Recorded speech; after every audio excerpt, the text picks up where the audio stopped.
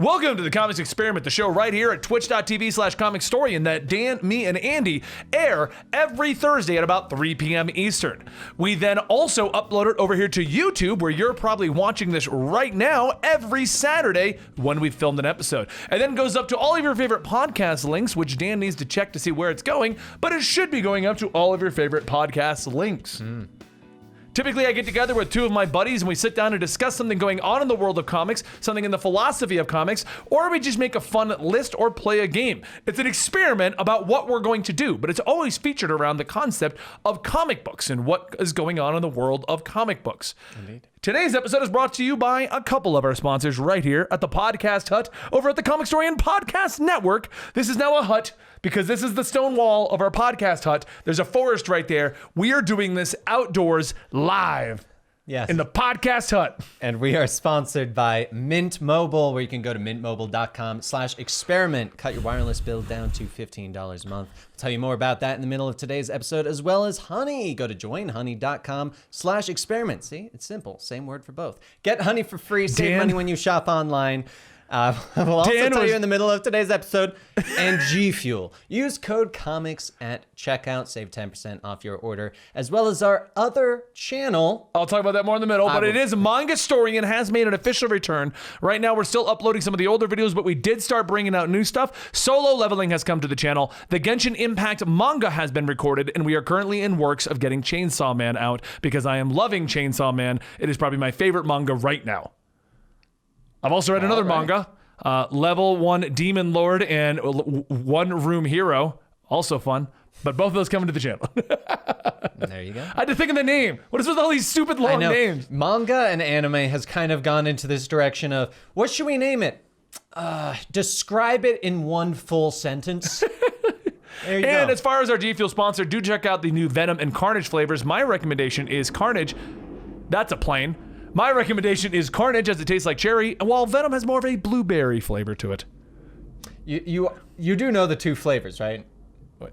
No, it's like black ooze and red ooze. No, I know. I'm pretty sure Venom is cherry and Carnage is sour cherry. Oh, I didn't know that. There's black ooze and red ooze. I like red ooze. I think. Either way, you can save 10% with code COMICS. Now I want to go get some Venom upstairs. Venom. You did that just so you could say I did, right. But I kind of want some G Fuel right now. I feel like I'm taking a nap soon. How have you been, Dan? We've been gone for a week because of New York Comic Con. I have been good, except from the fact that while we were gone for the week, my knees decided to give out while we're in New York, walking a con and walking through the city. Dan is old now. I am. Apparently, when you turn 30, literally everything in your body stops working properly. Do you know what happened while we were gone, Dan? DC made a big announcement. Oh, did they, Benny? They did. What was that announcement? Superman is now bi. Well, thanks for watching. Here's a portal. No. No, so we are going to touch on the Superman is bi topic, but we're not going to be focusing heavily on that. We're going to explain our opinions on it and how we feel about the actual situation with Superman today. We're then going to be discussing should it be new characters versus established characters and what's going on with that. And also, I've done a bunch of research on manga and its representation of LGBTQ for the purpose of, I've seen a lot of people who want to argue against Superman is bi being like, and this is why manga wins. I have a lot of information for you. He does. But I do want to state, as I did when we discussed black actors and topics like that, this may be a sensitive topic for some. You may not be interested in it. We will be back to a normal episode next week, but I do implore you to stick around for the ride and enjoy our conversation, I hope. But I always do those little caveats on more sensitive topics. Yep. Some people are. So I want to open up with something interesting, and to go into something. First, our opinions on Jonathan Kent is bi. I have no issues with them making Jonathan Kent bi. No. I have issues with the marketing department of DC once again. Because of the fact that it wasn't Jonathan Kent is bi, it was Superman is bi. It wasn't Superboy is bi. It wasn't Superman's son is bi. It wasn't like any number of things that could have kind of steered this to be like, oh, they made a new superhero. They turned him into Superman 3 issues ago, and now you're like, well, Superman is bi. And I have gotten multiple comments from people that are like, they turned Clark Kent bi. They didn't. Read the article. Right. All right. Well, it's funny because what it turns into is people who never read comics. Yep. jumping on to make this an argument. And I was talking to one of our friends in the YouTube community, Gemmin, and he says that's his big problem with this. They said Superman is bi. Everyone assumes that Clark Kent has now come out of the closet after, 40, so 70 years. He's out of the closet. It's not the case. And that's part of the problem. And it's a marketing ploy, which I dislike. Just like when they said Green Lantern is bi all the way back, or Green Lantern is gay all the way back in 2011. Now, I have a few examples. Jon Kent being bi, let's go into that real quick. Okay. Jon Kent being bi, I don't feel is a negative thing. A lot of people are like, why are they changing established characters? What people don't realize is Jonathan Kent is not Superboy. A lot of people think Jonathan Kent is Connor Kent. Yeah. Or Superboy from the 90s. Those are actually separate characters. Connor is a different character. We also have Con-El as a Superboy. And there's a third one who goes by the name Match. He's the evil Superboy. Yes, if you've been reading Teen Titans Academy, Suicide Squad, or Young Justice, you will have gotten confused multiple times because they show all three. So what I'm saying is, like, this is a brand new character. Jonathan Kent was actually introduced in the Convergence event as a fun idea of what happened to the pre-New 52 Superman. He had a child. They named him Jonathan Kent. That proved so popular that in 2016, it got turned into an ongoing series in which he was absorbed into the main continuity. And then that in 2017 turned into being absorbed into the main continuity, and he became the normal Superman. The Superman that is currently in continuity is not the proper continuity Superman. And Superboy is still Connor and Con-El and Match. They have that name. John has actually, I think, other than the occasional Super Sons reference, never directly referenced as Superboy. It's Damian and John. Yeah. Robin and John. It's just, exactly. I mean, Damian Wayne is often just referred to as Damian. Very rarely Robin these days. Because it's easier to go Damian instead of Robin. Exactly, excluding the fact that he's got a comic called Robin and he's in it. But even in that, he's not wearing the Robin costume. Yeah, he doesn't even go by Robin in that. He goes by Damian in that book. Anyway. So what ended up happening is 2017, he became normalized as a normal character in the Super Sons books. 2018, those books were canceled. And I don't know when Bendis took over, but that young Jonathan Kent that was introduced was removed from continuity. And now we have this older, I think he was 16, 17. When he went missing, he was 11. So now he should be about 16, 17. He didn't go missing. He gets sent to the future to be with the Legion of Superheroes. And then comes back and he has aged, I believe. Which is still technically in continuity, but our timeline's really in continuity. No, but so anyway, we have a new version of Jonathan Kent that came back and has become Superman. Yep. And that is the version that is the current Superman, because in current continuity, Superman Clark Kent, as you know him, has a mission off-world. He's got to do other things with the Authority, which is now in continuity. Yep. And he's got to go deal with Warworld, lining up a future state and stuff like that. With him gone, we needed a new Superman on Earth. Jonathan Kent took over the role, and now at issue 5 has decided that he has a crush on the guy that he has been chasing. He is a hacktivist or something like that, which I guarantee is the plot point. So I wanted to clarify, this Jonathan Kent is a brand new Jonathan Kent. And to add to my research, people had brought up Kathy from back in the day, the little girl that was next door. John at the time would have been 10 or 11 years old based on the continuity given to us in the Teen Titans comic book when Damian kicked him out and wouldn't let him join, stating his age. Yeah. Do you think that at 10, 11, John knew his sexuality and who he wanted to be with? So I dismiss Kathy based on young age. Then someone hit me up and said, what about Deceased and Future State? Well, first off, both of those are separate continuities, so they don't count to the main storyline Jonathan Kent. Secondly, I did research and cannot find a single actual relationship in either one of those. His storyline in Future State was that he was upset that he did not have a relationship like his father had with the Justice League and with Lois and everything. So he didn't have a relationship.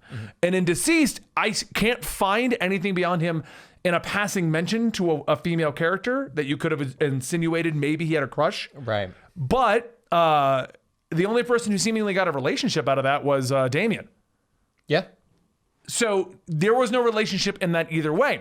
Also, they had him come out as bi, not gay. I was gonna say, so like, even if he had a crush on a girl in Deceased, like that's a fun fact. When you're bi, you're attracted to both. right? genders. So it goes either way. So what I'm getting at with the discussion on Jon, the reason I'm okay with what's happening with Jon is a brand new character, and we've never explored relationships with him.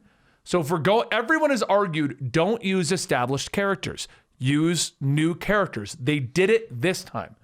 And I'm hoping they're learning their lesson because we have examples of 3 situations in the past that were handled poorly. First one, Alan Scott.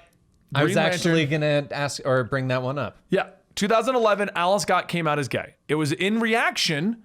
Who were the 2 X-Men? North Star and... Shatterstar? The chat will tell me in a minute. Yeah. So, 2 stars. So a time when this was handled inappropriately.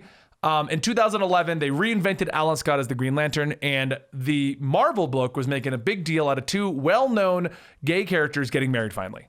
It was like a big deal. They had been around for years. They were doing their own thing. It was great. They were going to have a wedding. So Marvel was like, we got the first Green Lantern that's gay. You mean DC said that? DC said they got the first Green Lantern that's gay. And they handled it in a manner of like out of the blue, it just felt forced, literally felt forced, like he was supposed to have a wife or a girlfriend. Right. The boyfriend got murdered in the exact first issue he was introduced. And then it was never mentioned again or referenced or anything outside of the occasional, like, I'm doing this for my boyfriend. That was the gay Green Lantern. It came out of nowhere. Yeah. It was announced on the heels of the gay wedding. It was... I will tag on to that to say, over time, they have done a good job of really like fixing it, bringing it in. The fact that right now in, I believe it was in one of the recent Justice League Infinite Frontier, where like even the kids are like, we know you're gay. Like it's like that is a thing that happens in the real world. There are people that come out later on in life. But yes, sorry. I wanted to include that because since then they have done such a good job. They've gone back and revisited the concept. They have, and they're doing a good job telling an interesting story because you've seen it kind of happen in movies and stuff like that before, but we've never had that story in comic books. Yeah. With the guy who was married for so long, has the kids, now has a boyfriend. So they are fixing it. I don't think they've gone much into it outside of the actual coming out, but that was it. I haven't seen them come back yet, or the kids. In Infinite Frontier, they were a very big plot point because Alan and his son were trying to find their daughter. Oh, that's right. Yeah, you're right. Okay. So, another bad example of this, and this one's been lambasted in the internet, was Iceman. Yes. Bendis had Jean Grey out Iceman. He didn't even come out. Yeah, that one was pretty bad, and that one got a lot of flack because of the fact that Jean Grey outed him, and it became more of a you let someone come out of the closet when they are ready to announce that and tell people. You don't have someone else go, I read your mind, I know your sexuality, let me tell you. that one got lambasted for the way that one was handled. Yeah. But that was another established character getting his sexuality changed. And at least with the Alan Scott thing, it was a quick change, but the relationship wasn't the plot of Earth 2. So it just moved on until chat reminded me that the boyfriend came back as the avatar of the Green, but even that really wasn't handled in like, oh, we're dating. It was just kind of like, nah. It was more of one of those, I recognize who you are and we have a connection so that I'm going to try and reach that part of you, even though you're kind of someone else now. And then Iceman was a big deal. And then another one that was kind of like, oh, this feels like it was kind of forced onto it, was actually recent, was the Robin is bi. Yes, Tim Drake. Tim Drake is bi. I actually didn't mind the way they handled the Tim Drake situation, but I can see the argument against changing an established character who has an established girlfriend, who has recently been trying to get back with that girlfriend, to now being changed to being a bi character. I will say, I am glad that they're going in the direction of saying that they're bi, as opposed to just saying that they are gay on the established characters. Right. And I'm going to say that because of the fact that that's fine. You can be bi, date one gender for the majority of your life, and then date the other gender or your same gender and still be bi. Like that's not so much of a you're truly changing it. It's more of a we've just not really explored that side because you have had these relationships. Right. Just because you are in a heterosexual relationship or a homosexual relationship, just because you're in one doesn't make you in the lane of you're straight or you are gay. You're bi, and just right now you're in a... I do think it was an interesting way to handle the Tim Drake situation. So. But it does play into our main discussion of today. Yes. In which we wanted to discuss using an established character versus creating a new character to do this. Mm-hmm. Now, one of the arguments I like to see a lot of times is, DC has an agenda. I actually don't think they have an agenda at all. I think people are writing what they know, and DC's hiring writers that want to tell those stories. Yeah. In contrast to this, and we can dive a little bit more into it a little bit later, but I want to have our first conversation. Like, people like to say things like, manga doesn't do this. So manga is why, this is why manga's winning. They don't want to tell these stories. They want to tell those stories. So I actually did a little bit of research on that. Like I said, when I get bored, I do a lot of research onto topics. Yeah, Benny's version of a little bit of research is about 4 hours or so. So I was curious, how does manga handle the LGBTQ community, and why don't you see My Hero Academia and any of these Attack on Titan? Dragon Ball's its own thing, but I don't even consider Dragon Ball anime at this point. It's like its own. It surpasses everything. Like, but I was looking at it and I'm like, it's the same thing. Like, DC's hiring a writer that wants to tell a story, and if that story is Tim coming out as bi, maybe they should have made a new character. Maybe they should use a different character. Tim has an historical history with Stephanie. We'll discuss that more in a minute. But that was the story the writer wanted to tell. Maybe that writer has their own agenda of getting it out there, but I don't see any out there. Like, it's not like DC across the board is trying to suddenly become an LGBTQ brand. They're not. It's not like we don't have Batman coming out right now or anything like that. They're telling new stories. But in manga, I looked into it a little bit more. Part of the reason you don't see manga characters having the same kind of thing, a lot of the popular manga to begin with is known as shonen. And if you don't know what shonen is, it's manga and anime aimed towards the age brackets of, depending on where you look, I've seen anywhere from 10 to 15. I've seen 10 to 20. I've seen 12 to 25. But it's like... let's just increase it to 30 so I'm still within the range because I love shonen. So... And the core idea of a shonen is not relationships. The core idea of a shonen is more about fighting and action and things like that. I love My Hero Academia, but I love My Hero Academia because for every episode we have that's like, all the kids are at the pool discussing things, we then have like 5 of a fight. Yeah, and it's not just yelling for 4 of them. Yeah. Hey, Dragon Ball is not a manga or anime. It is its own thing. I know. That's why. Yeah. But if you look into the history of LGBTQ representation within manga, there actually is 2 subgenres, and I don't pronounce them properly, but it's like yaoi and a yoa. It's YAOA and then like another one, depending on what your relationship is. However, those ones I believe aren't those fan fictions where they... No. Those are slice of life. Okay. With the intention of being aimed at gay and lesbian relationships. Okay, but there are obviously people that create fan fictions in that term, because I first knew of yaoi because of South Park. Yeah. No, you get fan fictions across the board on everything. Obviously, yes. And I then looked into what is the LGBTQ representation within shonen, because that's what everyone wants to watch. They want to watch people punching each other. It has existed as early as the 1960s. It's just normalized in Japan that it might exist. I am not going to pretend to know all of the laws over there in Japan on all of this stuff, but I did briefly look at them over, and it's pretty much normalized. You get old hats, but either way, it's a normalized situation. While in America, up until the early 2000s, LGBTQ was getting, it's bad, it's evil, the very Christian cultures of America. Anime and manga, when they tried to do relationships, like Sailor Moon had a trans person involved in the show. Sailor Moon was very progressive. Cardcaptor Sakura had a lesbian relationship. They were told to remove them. They were all told to remove. They were all told to be lined up to be what America wants. So that lasted all the way up with censorship up until about the 2000s. And then they just stopped making things so that they could get it in America. Like, if you're told you can't do it, and you got to remove it for America. Yeah. So that's where a lot of that comes in. It's not that they're not doing them. You're just not aware of them because they were removing them for so long. So it's not a situation of mangas winning because of that.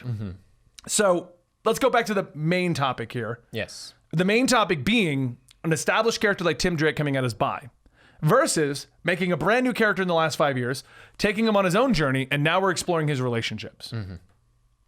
So my personal opinion on all of this is that, honestly, when it truly comes down to it, I don't care about sexuality. In my comic books, I don't care either. I really don't. However, I will say that I wasn't a fan of when they did it with Iceman, for example. I'm going to use that as my established character. Because everyone knows that was handled very inappropriately. It was not handled If anything was going to feel forced, yes, it's literally having one character tell another, you're gay, because we need a gay person on the team. Pretty much. But Bendis is like, I don't have any gay characters I'm writing. Iceman's gay now. So basically, the fact that they did that, yes, it was done poorly, but when it came down to it, I didn't care that he was gay.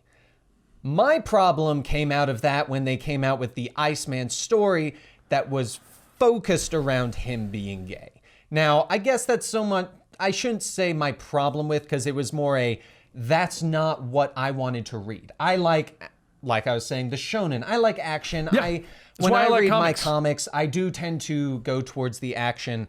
I feel like a big difference that you brought up that I connected was comics versus manga is manga has very specific genres, and I feel like comics are a little more fluid about them. Yeah. And I feel like a lot of people run into the problem of when the sexuality does come out and the comic that you read for the fights and the action has now focused a lot more on the slice of life, and it's just it feels more forced because the you weren't transition, expecting it. Exactly. Like, I honestly, even if it was a heterosexual relationship that they started going into that, I'm like, that's not what I'm reading this for. Well, a great example of this situation, and actually this is one of the things I think is the negative about the marketing going crazy about this. I don't see this boyfriend being around for like 5 issues. And even if he's here longer, I was going to say, because comic books don't do relationships. There's three. I'll give you 3, but I don't even count the third one really. There are 3 prominent relationships in comic books that have survived the stand of time. Superman and Lois. Yep. I know. And Lois gets her own book, and she gets treated as a character separate. Yep. I honestly See if you can think of the other 2. I know that the one that you put on there that you're like, I don't know, is probably the Batman Catwoman because of the fact that. No, because the wedding is the first time they actually did something together as a relationship, as opposed to smiling. No, they don't go on dates and stuff, even in the Earth 2 books. I get. Oh, you're talking like showing it. We've seen the relationship, and the relationship is an important part of the story since the dawn of time. There's 2 others. Hal Jordan and Carol Ferris. Nope. Carol Ferris never shows up, and Jeff Johns made her a separate character recently. Yes. But Carol Ferris has been around since the creation of Hal Jordan. Okay. And when was the last time you even saw her show up? I don't know. See if you can guess these. Are they both DC or? Yep, they're both DC. Okay. No, one's Marvel, one's DC. One's Marvel, one's DC. Think Marvel. Who would be the big relationship on Marvel? Marvel, are they still together? Yeah, well, kind of now. Oh, yeah, obviously. It's Peter Parker and Mary Jane. Yeah, Mary Jane has had her own comic books, her own adventures, even became a superhero temporarily. So who's the third one that I don't even truly consider? And the reason I don't consider them is they are truly separate characters that the story organically brought together. So they have had their own stories, their own books, their own things. Oh, interesting. Yep. So I don't consider them a comic book that created a relationship and then followed it. Had a TV show. Is it? Oh, I'm going to say Dick Grayson and Starfire? Nope. Oh. Because they never, as far as I know, never actually got together outside of like, oh, we slept together once. They did for a short while there. Chat got it easy when I said the show. Oh, I see it now. Yeah, looking at it. Black Canary and Green Arrow. Green Arrow. Yeah. That's the third one, and I don't truly consider it because Black Canary's always been a superhero. She was the Birds of Prey. Yeah. She's done her own thing. She had her own storyline, and then Green Arrow was his own, and they just kind of came together. In fact, the fact that I didn't immediately think of it because my head looks at them as separate characters that I will give you Viscera in our chat brought up Scott and Jean. I'll give you that one. I didn't think of them because Jean has been dead for so long. That, and I guess that one's more of a thruple deal with that's Scott, a Hickman thing. Jean, and no, the Scott, Jean, and Logan that at least love triangle has been around for. I'll give you that one though, because Jean and Scott and Wolverine have been doing that for a while. I don't think of Jean because I'm not the world's biggest X-Men fan. So I'll give you four relationships that are important. People like to bring up, what about Wally, Barry and Iris? Iris never shows up. Iris shows up for a 3-issue arc where Barry and Iris are running around the world, and then you don't hear from Iris. Wally and Linda. Linda is important to Wally, but Linda's never in the story. Yeah. Wally goes, I got to get back to Linda and the kids, and we don't even see what Linda and the kids are doing. Yeah.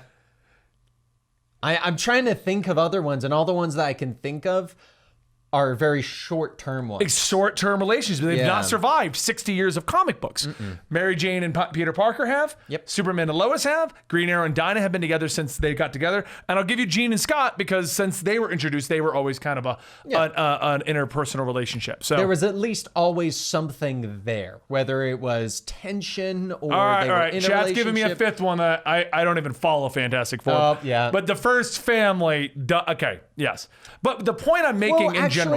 What? I'm not sure if I would consider that, because at the end of the day, I consider that the Fantastic Four pretty much just one superhero. I do. Because you don't have an Invisible Woman comic and a Mr. Fantastic comic. And I think that's more what we're trying to get at is that. Well, but what I'm saying is, even at the end of the day, even if we add in Jean and Jean and Scott, and we add in Reed and Sue, we still have one hand worth of relationships that us and our chat were able to come up with. Yeah. That have actually survived the test of time. That's why I don't consider this Jon thing to be an issue, because he's a new character. He doesn't have any prior relationships. This is going to be his first relationship, and the chances of the hacktivist sticking around are pretty slim. And yeah, like, I mean, there's. Would you consider Betty and the Hulk? I don't know if I consider. No. We might get off of one hand if you consider that. I wouldn't. Well, no, because she hates his guts because he constantly kills her. That, and she's never really been her own thing. She shows up because of the Hulk. Yeah. Like, she's always related to the Hulk or Hulk adjacent due to when she becomes Harpy, I think. Yeah. That's basically it. Because the characters that I do think about, like Mary Jane and Lois, they've gotten their own books. They've gotten their own fan base. You can get a merchandise that is only them. Yep. I mean, there's a book called Mary Jane Loves Peter Parker. Like, that is the book. Yeah. There's a Mary Jane comic where she's just a superstar doing her own thing. And there's a Lois Lane book that no one read that Bendis wrote where she's a reporter doing her thing. Yeah. But she's had many more before that. Another constant thing that that people like to bring up with the buy thing is that, we didn't naturally see Jon get here. We did. We've naturally seen Jon in the Bendis storyline disappear and come back, explore being a Superboy, become a Superman, and the whole Tom Taylor book is based on his exploration of who he is as Superman and in his relationships. Like, that is the entire purpose of the current Superman Son of Kal-El story. This is the establishing of the character. This is where we're getting the kind of who does he want to be in a relationship in? And I bet we'll probably focus in towards the end of this of, can he have a relationship and be Superman? Like, that's going to be a big. Well, they've already explored that because his secret identity's thrown out. He couldn't keep the secret identity long enough to actually go to school. Exactly. Like, there's a lot of things like that this entire story is. We're laying the groundwork for our new Superman, where he is, all of that stuff. And it wasn't even just they show up and he's like, I'm attracted to you. It was more of you saw the growth between them and him being like, wait. Now, to go with the point of our topic, so this isn't just fighting for the fight for Jon Kent. Right. That's the point of our topic here. Going back to the Tim situation, I don't like the way the Tim situation was handled, because Tim's last appearance was that he was going to run off with Stephanie. Yes. And this book introduced in a 3-issue arc that only spanned 6 pages per issue. So this is the equivalent of 1 issue of Tim Drake's storyline. Stephanie's gone. We're having an argument. And this is a buddy I haven't talked to in a while. And I think I'm into him. Now, that's not necessarily bad, but this goes back to the idea of taking an established character. Jon has had 5 years of growing up in front of the audience. He's gone from 11 to 16. He's gone through his adventures as Superman. We've heard all of the stuff he was doing. He's discovered what his Superman is and is now discovering what his link to humanity is, because that's the whole point of Superman having Lois. She's the link to humanity, as proven in Injustice. Yeah.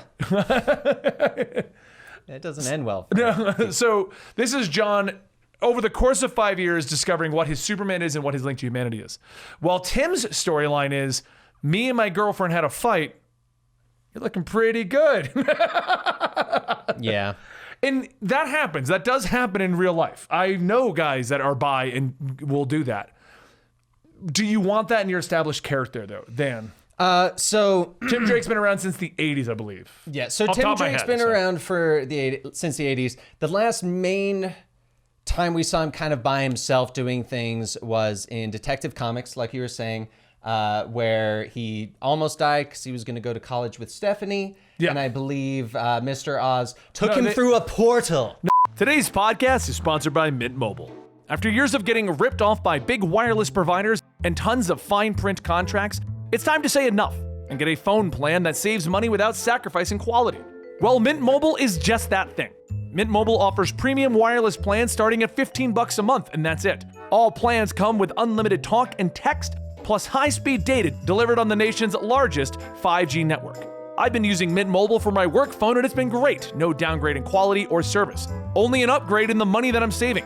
I really do recommend it. You can even use your own phone with a Mint Mobile plan and keep your same phone number. If you aren't completely satisfied, Mint Mobile has you covered with their 7-day money-back guaranteed. To get your new wireless plan for just $15 a month and get the plan shipped to your door for free, go to mintmobile.com/experiment. That's mintmobile.com/experiment. Cut your wireless bill to $15 a month at mintmobile.com/experiment. Today's podcast is sponsored by Honey. Honey is a free browser extension that is designed to save you money. Honey automatically scours the internet for promo codes and applies the best ones that it finds to your cart to save you money. Honey supports over 30,000 stores online, ranging from tech and gaming products to popular fashion brands and even food delivery. Honey has helped 17 million members save more than $2 billion. Just click the Apply Coupons button on the extension at checkout and watch the savings roll in. I've been using Honey every time that I shop online. Honey helped me save on my recent Walmart order by getting me free shipping. If you don't already have Honey, you could straight up be missing out on free savings. It's literally free and it installs in a few seconds. And by getting it, you'll be doing yourself a solid in supporting this podcast. Get Honey for free at joinhoney.com/experiment. That's at joinhoney.com/experiment. Thanks, Honey, for supporting today's episode. Close the portal from the very impromptu adverse. I was actually going to say, he actually came back in a Young Justice. Yes, I was actually going to... Remember when he decided on Drake? I was actually, after I said it, I was like, that would have worked way better because they go through portals all the time in Young Justice. But I think that was my problem with the Tim Drake one is... With Jon, we saw the growth. With a lot of the other ones, we saw the growth. This one felt forced because of the fact that we didn't really see... We didn't see much about the resolution of Tim and Stephanie. Yeah, I feel like that's I read Young Justice up to the ending, and there may have been something in another book. But Tim and Stephanie were supposed to be going off and doing their own thing now. And now I believe Stephanie's coming back as a Batgirl, so maybe that'll explore what happened. But... Yeah, no, we didn't get anything. It just went from, Tim and Stephanie are happy. Oh, they're not happy. Tim's confused. Oh, hey, a guy. He likes a guy. Honestly, it wasn't really even even if he went to another girl or something like that, I still would have had a little bit of a problem. And that's just because of the fact that we didn't get the resolution we wanted between him and Stephanie. If they had just simply... resolved that, then moved on, I think I would be in a different boat with this one. And because it's not the sexuality that bugs me. It's just the way that we didn't naturally get to the next relationship. Exactly. It's when things are natural. Because if they had resolved that and he had been like, this was a very good friend from college, you could even say that's not forced and that's natural, that back then he was confused. He wasn't sure if he was into his friend, and now with all of the stuff happening with his friend again, those feelings are being brought up, and he's going, wow, I do care about you a lot more than I originally thought. Yeah. But like I said, because the Stephanie and Tim Drake was kind of just, oh, there it goes. now we're going into a new relationship. I think that was my biggest problem with that, because as an established character, I think this is what the issue with Tim is, because everyone had. So Jon coming out and being bi, the problem with that and the reason why it's blowing up is, one, the Super Jon fans wanted him to be with a Lois Lane type character. We should say the problem some people have with that. Okay, good. Well, yeah, but the actual problem, and this is an actual problem. Yes, I just want to specify that we don't think that it is a problem. No, obviously. This one I do think is a problem. Okay. DC's marketing team. Now, they wanted it to be Superman is bi. Just like they wanted to ruin the announcement for Batman and Catwoman's wedding. Just like they wanted Robin is bi instead of Tim Drake. Like, and what makes that one even more confusing is Tim Drake is a main character in the Titan show and has never once been called Robin. He's Tim. So you could have easily said Tim Drake. I'm going to say, actually, that's not a problem. That's marketing genius, because that's clickbait. I hate to say it, like, you're running. I mean, we're going to do it here. We're going to name the show Superman is bi. Exactly. Because DC did it. But see, but the issue is they're running off of the idea that any news is good news. Good, bad. People are talking about Superman. Yes. Any publicity is good publicity. Right. But what we've seen time and time again is this is going to create a giant backlash. Twitter's going to go crazy. People are going to talk about it. And sales of Superman are not going to go up. Now, if this worked and got sales of Superman, I'd agree. Yes, it's genius, because they get you to go in because you're hate buying the comic, and then you went, oh, it's Jon, and then you were curious and read it all. Because that would be great from a marketing standpoint, but it doesn't work. Because the reason why I see it as genius from a marketing standpoint is, one, it gets Superman back in the news, because Superman's kind of been falling out unless you're talking about the Henry Cavill Superman. Right. Besides that, you don't really hear about Superman. So making Jon Kent Superman, then doing this, then announcing Superman is bi, is a double marketing tactic. It makes people look into it, but it also makes a lot of people go, wait a second, assuming they do look into it, go, there's a new Superman. So it's both publicity for announcing we have a new Superman, it's Jonathan Kent, as well as... But wouldn't it have been easier to promote this as new Superman is bi? People wouldn't care. But it's more accurate. See, here's where this goes back to my manga research. If two characters inside of My Hero Academia decided they were going to be in a lesbian or gay relationship, you wouldn't see it anywhere, because they're not trying to get you with this quick Twitter placate the masses marketing. That's what DC is trying to do right now, which irritates me, because they want the words Superman is bi to be blasted out there. So Twitter's talking about it, Tumblr's talking about it, Instagram's talking about it. People are making hate videos. Still a thing? I think so. All right. But they want everyone talking about it. And they don't care if it's good or bad. They don't care if the crazy alt-rights are talking about it or the crazy leftists are talking about it. They want it talking about it because they have it in their head it's going to boost sales. But time and time again, this kind of shock marketing has maintained. It's not increased or decreased. You might get one issue booms a little bit, but it doesn't do anything. No, this is not going to get people to stop reading Superman, and this is not going to get people to get Superman, is the problem. Okay. And manga doesn't care when they decide to do something a little more out there. You don't see hashtag Dragon Ball party's over. You know, like... Yeah. But DC, Marvel, I don't know if it's because America's only been more recently, more just generally accepting of LGBTQ community, or if it's because they just want whatever they can to get you saying the word Superman. Yeah. I don't know. Why did they spoil the Batman Catwoman wedding? They wanted you talking about it. And see, I will say that is a big problem with both, like, a lot of DC marketing. They spoil their own things before they come out. I will say that is one of my biggest, like, DC what the hell kind of thing. But I mean, that's kind of a different bit of a topic there. But I mean, I will say... I want to clarify one thing real fast, because Chad's saying that the My Hero Academia fan base exploded with hatred when there was a mistranslated line that had two of the guys together. That's mistranslation, though. Well, not even just that. That didn't even hit my radar. I didn't even know what happened. I don't know what the two characters are. Yeah, hold on. What are we talking about? Exactly.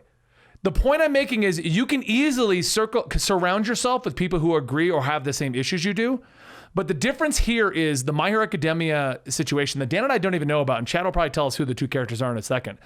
The only sexual, like any relationship or sexuality in that I can think of is the kid with the balls on his head and the fact that he's the pervert of the show. Right.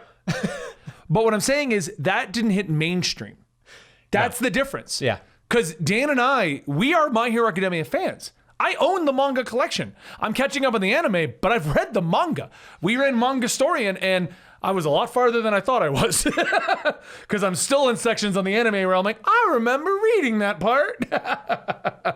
But it didn't even hit our radar. Yeah. But they want Superman to be in the mainstream media. They want forced news into our radar. Right. They want news outlets to be like, Superman is bi. If you weren't even following comics, that hit out there and hit the spectrum. And people that have never read comics were giving their opinion on this idea. One of the most infamous Most of ones them saying, how dare they do that with Clark Kent? Because they didn't read the article. Dean Cain came out with his opinions on it. And I really doubt he's reading current Superman. I can't even connect a name to a face with Dean Cain. Eraserhead and Mike and Bakugo and Kaminori. Apparently, there was a mistranslation that they were together.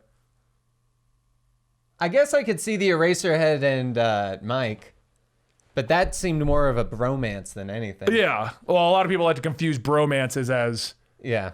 gay tendencies. Yeah. Like, but the point is, the point I'm making here is, you don't see about it unless you are in that fandom to that degree. Yeah. Like, case in point, how many of you guys know about the recent issues that were going on in Genshin? Exactly. But I play Genshin every day. I know all about how their ratings got tanked down to a 1-star and they were getting blasted by the fan base. And, yep. Did you know that right now? I even follow some of the Genshin stuff because I was huge into it when it first came out. I didn't hear of any of this, actually. Did you also know that there's currently potentially a problem with feminine men maybe having to be removed from Genshin due to new laws in China and lesbian relationships being removed from Honkai? Potentially due to new laws being passed? Oh. See, this is what I'm talking about, though. Huh. I'm aware of this stuff because I'm following it, but you are not. I'm sure someone in the chat's like, I was following that. Oh my gosh, this is my jam. I knew all of this. Yeah. It was the guy that wrote the article. No, yeah, Genshin's anniversary event was terrible. And so the fan base decided to blast them on Twitter, Facebook, Instagram, and brought their rating all the way down to 1-star. That's impressive because that was a high-rated game. That was. But that's what I'm saying. That's the point I'm making. Genshin isn't going to hit the mainstream no matter how popular Genshin Impact is. Okay. I guess from a marketing standpoint, I will say marketing-wise to increase and boost sales, no, it was not done well. Publicity-wise to get Superman's name in like common knowledge, common news, common conversations, yes, I would say that they succeeded there. But I will, after hearing your explanation, I do see a bit more behind that. I am actually surprised neither one of us even knew about the Bakugo thing, though. Yeah, that's... Because we really do follow My Hero. Yeah, that actually is very shocking to me that I somehow missed that. But I think when it comes down to it, the actual making of Jonathan Kent as bisexual, there is nothing wrong with that. Right, that's what it comes down to. But I am starting to see a little bit more of your side of the argument in terms of the marketing problem with it. Yeah. Mostly because it does not boost the sales. In fact, I think that should have been obvious from the wedding, the fact that you ruined the comic. If this boosts sales, this will be the first incident in which it actually worked. Yeah. Because everyone's like, oh, I think DC has an agenda, and the whole alt-right wing wants to argue like, my God, they're trying to turn everyone gay. The only thing that they're trying to do, and if you read the interview with Tom Taylor, he's exploring this with Jon because one, it's an idea that hasn't been explored before. No. And two, he's just trying to make it more mainstream. I brought this up because I actually asked the opinion, since you and I are not gay, nope, or bi, we don't identify, so we don't deal with this. We're allies. Dan discovered that term 10 minutes before the show. I didn't discover. I was reminded that it is a thing, and yes. So I asked a few people who I do chat with frequently who are more involved in that community, and I asked their opinion. Do they consider this a situation in which DC is trying to state that Superman is bi and using the LGBT community as a way to boost sales? Kind of, I would like in a manipulation of a certain demographic. Yes. Kind of They're thing. trying to get everyone to be, oh, I got to read Superman. He's bi. He's just like me. Yeah. So a lot of the responses were pretty much around the same concept, but one of my friends worded it very good. That's why I have his pulled up. Okay. So I wanted to read his. So I asked him this, and what I asked him initially, just so you have my exact wording, was, do you feel things like Superman is bi is a marketing tactic to use the LGBT community as a marketing ploy? Or do you think more visibility is more important than the company's intention? Okay. And then I had to explain what was going on because he had no idea. That's fair. He's like, I don't even read comics, He's like, man. wait. I think his exact response was, Daddy Superman is bi? Clark Kent, do me. Oh my God. So I had to explain what was happening. All right. So here's his actual response to the topic once I explained the situation. I mean, I don't really know how building these stories and what canon works. He's not a comic book reader. Like who pushes the idea and who gets the final say and who writes it exactly. Anything from a corporation looking to make money feels like marketing, but it doesn't mean other benefits don't come with it. I can imagine being a closeted little gay kid in a small town and seeing the Superman kissing another guy and being like, wow, maybe I'm not a freak. Or maybe some other kid seeing it and thinking twice about calling things gay as a derogatory remark. Obviously, this is very idealistic, but I think normalizing human nature is a very good thing. Some people are gay or bi or pan or whatever, but it's just normal. That's His wording was That great. is very well said. Because that is very, very correct. Like, seeing that out there and seeing it with such a prominent name. Yeah. And having it be such a well-known character, that really does kind of put it more in the face of, that's normal. Like, that really is normal. Because fun fact, guys, that's normal. Like, this isn't like an uncommon thing. So I actually, do I know this person? Benji. Oh, it's Benji. Yeah. Benji said that? Yeah, we were playing Back for Blood the other day. Yeah, I know. I did not know Benji could speak so well. He doesn't sound He's like a it cool when we're guy. running from zombies. He's a very, very cool guy. But that's very well said, because the representation, and I like what he said of, even though sometimes it may feel like it's forced marketing or anything like that, it doesn't mean that good things can't come from it. And I think that's a very good thing to say, because yes, like, even if the marketing team did try to exploit it, good can come from it. And Right. I'm actually really glad you asked him and that he said that, because I asked his such a permission great before I put statement. that up there. Don't worry. If you talk to me in DMs, I'm not just going to put you on blast on a podcast out there. I was like, are you cool if I mention However, you? let me talk about this person, what they said. Unless you're Undead King Taz. I'll talk about you all day. You annoy the hell out of me. Anyway. Or Tevya, you too. Anyway. I love all of my fans. Yes.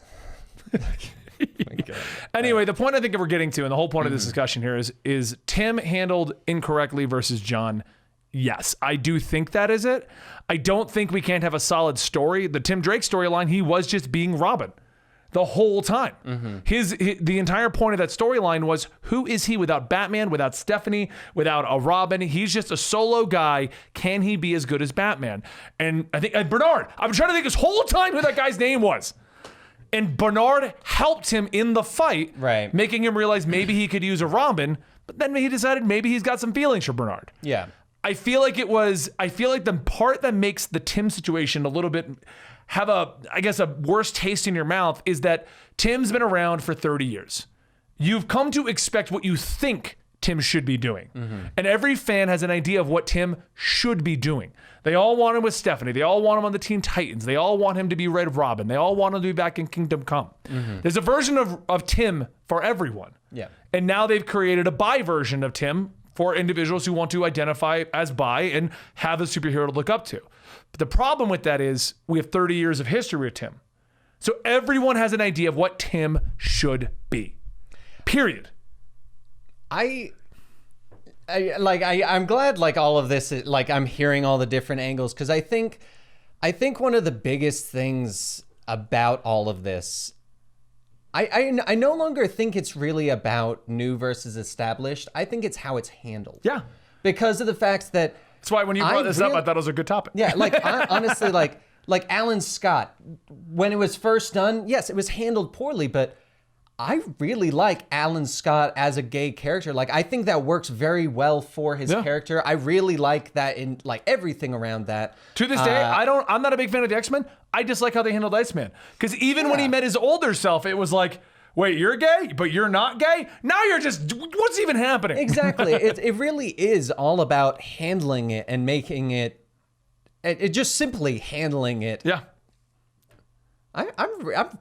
I really like this conversation. I think that I won't lie, I was a little nervous of where this might go. I always get nervous whenever we touch a political thing. For anybody who ever wonders where my political leanings are, honestly, neither. No. Where are they? They're not on this channel. No, I'm just kidding. No, I don't discuss political things because I agree with some of the right and I agree with some of the left. And I don't consider myself an extremist in either direction, and I stay out of most of the fights. Yeah. Just in general, because I'm very middle ground. You can call it sitting on the fence all you want. That's fine. But I agree with parts of both parties. Yeah. So that's what it comes down to for me. And that's why when you brought up this conversation, we get a little iffy on the political stuff because everyone has an opinion on political or representation or things like that. And we're just two white guys in a Colorado. Exactly. It's very hard to talk about certain topics that do need to be talked about when you are not in that demographic. Yes. So my verdict in the situation is, I feel like Alan Scott was handled very inappropriate at first, where they just said, hey, he's gay. We need a gay superhero. But was very well redeemed. It is a great status quo. Iceman, I don't think, they just kind of got rid of that as ever happening. Yeah. I think they don't even reference it anymore. Well, I think them getting that out of the window was when they were like, hey, Hickman, just put massive orgies on the island. Everyone's gay. Literally everyone. Like, have fun with it. The islands have sex in X-Men now. Yeah, that was yes. That was the thing that happened. But then things like, the Tim Drake, I feel like could have been handled better. And I think established characters shouldn't be used in that manner. Not because I disagree with Tim becoming bi, just you're literally walking into a minefield. Like if they were to come out tomorrow and be like, the new Batman is gay, you're walking into a minefield because Batman has 80 years of history. I think he just had a 75 or 80 year anniversary. Something like that. Everyone has an idea of what he should be. That's the problem with Batman movies. This is a totally different topic. Actually, I will say right now, saying the new Batman is gay works because they're establishing the new Batman. Yeah, Jace? Yeah. Like, that would be fine. The black Batman. But they're keeping Batman around, just like they're keeping Superman around. This actually goes back all the way to the problem with established characters versus characters you don't know about is actually a DCEU versus MCU argument. Okay. How are you? I wanted to see if you were going to... I thought you were going to continue. I am. So, everyone hates... Man, there's people that hate and love Man of Steel. There's people that hate and love Batman versus Superman. I love Man of Steel for the record. There's people that hate Justice League, and there's people that hate and love Justice League, and people who hate and love Zack Snyder's Justice League. Okay. And the core issue that I always see when I watch reviews of these is that's not how Batman would have been handled. He wouldn't use a gun. That's not how Superman would have been handled. He would have saved his father. Everyone has an idea of how these superheroes should be handled. Yeah. The MCU is doing so well because not only do they make good movies, not only do they that all helps 100%. Definitely helps. But they kicked off with superheroes that very few people gave a shit about. Iron Man, if you go back into the interviews, they've notoriously said no one knew Iron Man was a guy in a suit. People thought he was a robot. Captain America, no one read Captain America. And yes, I know there are those fans that were around. But like, look at the superheroes they used. I'm talking about you, Tom. They used Iron Man, Captain America, and Thor as the Trinity, their initial guys. Yes. And while there was fans and there were people that had an expectation of them, and those are the ones that don't like the MCU, that fan base that liked the movies is so much louder and agrees with the movies. And the problem with Batman and Superman is that they've been around too long. You can't do anything without somebody disagreeing. You know, it's actually very funny you bring that up because you can even translate that beyond the fact of people kind of know Thor a lot more from the MCU, and when God of War came out with their version of Thor, there was a lot of backlash because people were like, that's not what I expect from Thor. I expect blonde, buff, all of this stuff, whereas God of War, is a very accurate depiction of what Thor is in actual Norse mythology, but people have become You get an expectation. Mindset. The longer something's been around, the more expectations they're going to be. It's your own canon for what these characters are and what they should be. And that's what's happening with Tim Drake versus Jon. When they say Superman is bi, everyone's freaking out. But if they had said Superman's son is bi, a lot of people would have been like, wait, Superman had a son? Yeah. We've been like, oh, Jon? Yeah. He's old enough to know these kind of things now? No. And I guess to really end the topic, the part of the reason I don't care about most of the relationships in comics, be it gay, straight, lesbian orgies. I mean, whatever's going on in X-Men right now. Sure. It's I know. It's X-Men. Islands are banging. Islands, whole islands. Okay. Anyway, the reason I don't care about any of this is 99% of the time, it's not even used for anything other than to establish some relatability to a character. It's used as this is the girlfriend, the boyfriend. It doesn't matter because they never show up. Yeah. They never pop up. They never become a thing. The hacktivist is probably going to be important for Tom Taylor's initial story, middle arc, and he'll probably be gone, my estimation, by issue 15. I will say, though, even if he keeps him around and like this is the future of Jonathan Kent, there's nothing wrong with that. No, there isn't anything wrong with it. And this could be the next couple that we bring up as established couples. Could be that thing. But it's got a long road to go to get to that and not just be a throwaway character that they put in so that Jon has a relationship. Exactly. So. Yeah, I think this was a very good conversation. I hope you guys... I want to put one last caveat. Okay. Because Chad has been naming off other relationships they consider important. There are probably more than we missed. I'm just saying right now. There probably Most of the ones they named were X-Men, but they don't count because they're all banging now. Plus, there's also very much a prevalent relationship versus a prevalent relationship between two characters that are their own. Right, and that was the point I'm making. Lois Lane and Mary Jane have been own comics, own characters. They've gotten their own thing. They are out there as their own characters. Because there's one that I think of because of Superman and the Authority is currently a comic. The Midnighter and I can't remember his boyfriend or husband. But basically, he's always been gay. They've always had that relationship, but they're always the unit. Yeah. And so it's not as... They aren't separate characters. Exactly. They're just, that's a part of the Midnighter character. Yes. I think Apollo, that's exactly what it is. Which, for the record, I really enjoyed that comic, the Superman and the Authority. I enjoyed Midnighter and Apollo in that. But anyway, that's beside the point. You see Chat's still naming them off. Aquaman and Mara, Hawkman and Hawkgirl. Actually, Aquaman and Mara, I will give them that because they have started establishing Mara as... Mara, for the longest time, was just she was female Aquaman. I mean, she was, but she got started getting established at least 5 years ago. Because... No, and you can do it. It's very easy to do it. It's very easy to establish a proper relationship. Yes. But anyway, I hope you guys enjoyed today's episode of Comics Experiment. We'll be back with probably a goofier topic next week. Most likely something involving how they ruined Red Hood. That's actually our topic for next week. So write that down somewhere. So when I ask you what the topic was, you go, this is the topic. Because otherwise, what'll happen is next Wednesday, I'll hit up Dan and go, what was that topic I hit you up with? And he'll go, I don't know. And we'll go, you want to do the Batman thing?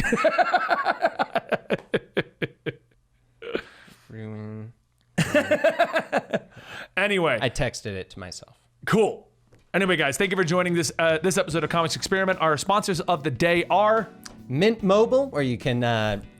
go to mintmobile.com/experiment. Cut your wireless or your cell phone bill down to $15 a month. It's actually a great service. I have it on one of my phones. Also, Honey, go to joinhoney.com/experiment. Get Honey for free. Save money when you shop online. G Fuel, use code COMICS at checkout. Save 10% off your order. They've got Venom and Carnage drinks right now, as well as our other channel, Comicstorian has officially relaunched about a month ago. I haven't been mentioning it very much because we were supposed to launch it after New York Comic Con, but Kevin got impatient and started uploading. So the channel now has Attack on Titan, Berserk is up there. I think he's throwing up a couple reviews of some of the more recent manga chapters.